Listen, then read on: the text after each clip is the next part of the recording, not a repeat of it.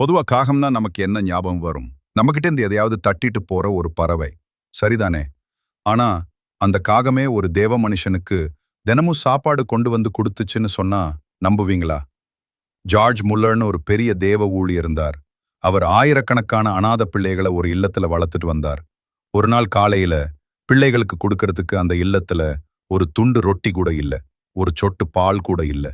ஆனா George Muller கவலைப்படல. எல்லா பிள்ளைகளையும் சாப்பாட்டு மேஜையில உட்கார வச்சு கர்த்தருக்கு நன்றி சொல்லி ஜெபம் பண்ண ஆரம்பிச்சார். கர்த்தாவே, எங்களுக்கு உணவு தாரும்னு அவர் கேட்கல, இந்த உணவுக்காக உமக்கு ஸ்தோத்திரம்னு சொல்லி ஜெபிச்சார். ஜெபம் முடிச்ச கொஞ்ச நேரத்துல அந்த இல்லத்தோட கதவை யாரோ தட்டுனாங்க. திறந்து பார்த்தா ஒரு ரொட்டி கடைக்காரர் நின்னுகிட்டு இருந்தார். ஐயா, என் வண்டி இன்னைக்கு உங்க வீட்டு முன்னாடி உடைஞ்சு நின்னுடுச்சு. இதுல இருக்கிற ரொட்டியை நான் திரும்பவும் கடைக்கு கொண்டு போக முடியாது. அதனால உங்க பிள்ளைகளுக்கு தந்துடுங்கன்னு சொன்னார்.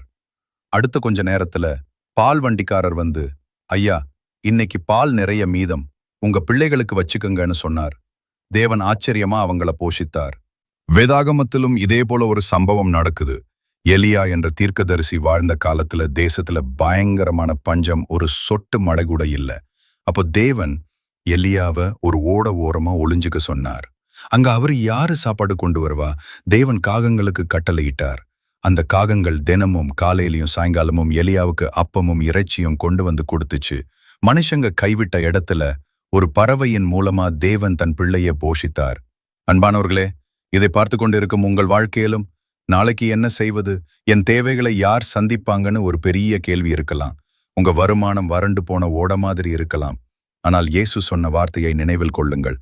மத்தேயு 6:26 ஆகாயத்து பட்சிகளை கவனித்து பாருங்கள். அவைகள் விதைக்கிறதும் இல்லை, அறுக்கிறதும் இல்லை, அவைகளையும் உங்கள் பரமபிதா பிழைப்பூட்டுகிறார்.